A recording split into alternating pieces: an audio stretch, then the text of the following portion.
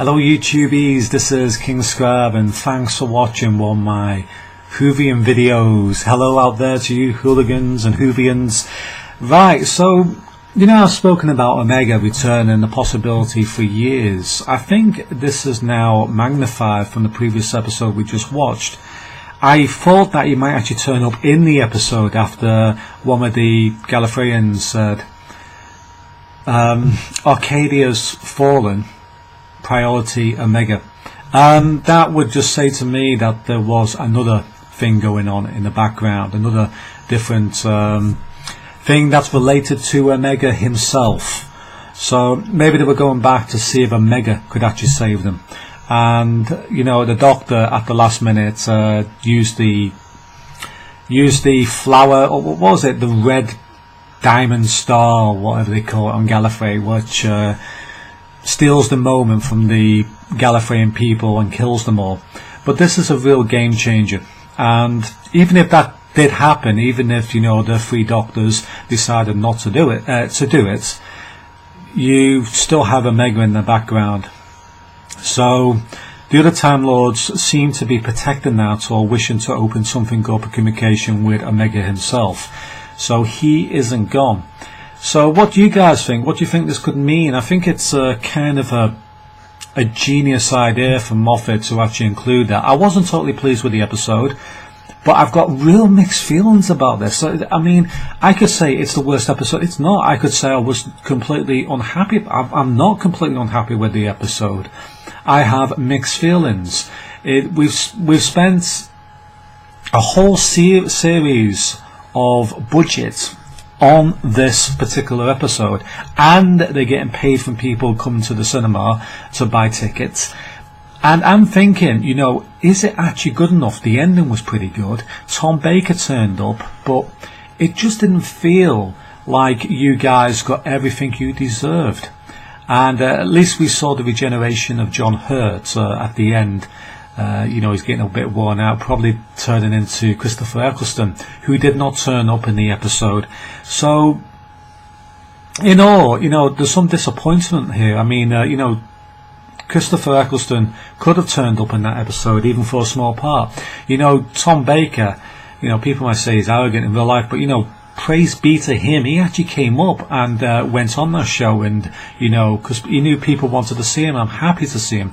I would have been a bit more appreciative if I didn't see just models of the other Doctors, but at least they tried to get it going. So the ending was pretty good. I wish I saw more. I wish there was some more storyline, but it just all seems to be dragging on a little bit.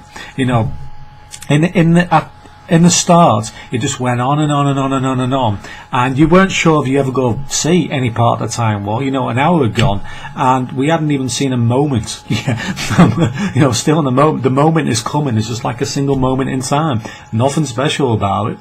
The BBC couldn't live up to it at all. I'm sure Hollywood could have done it, but the BBC couldn't do it, and this is all down to the budget by the BBC. This is a 100-year show. Well, this is going to be a 100-year show sooner or later. But for your next anniversary, put a little bit more effort in. Get some more money to the people who matter, who produced this series.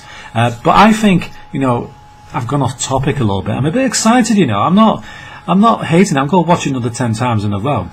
But I have so mixed feelings, and I've seen that there's a chance Omega's coming as well. Maybe Omega is behind the TARDIS exploding. It would make perfect sense, because he's in the antimatter universe and he wants to affect it by coming out by creating tears in reality, so to speak, in the other universe, because that would help the antimatter universe get through.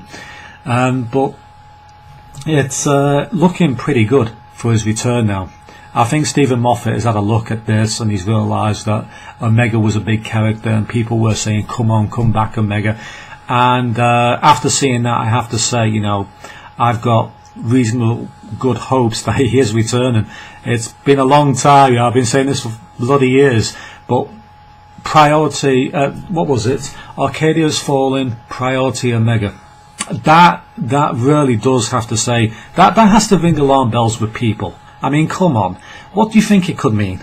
Do you really think it could mean, like another wooden box with a bit of diamond in it. I think this means that they were trying to, you know, get to Omega somehow so he could help stop the Time War, because he would actually be able to do it.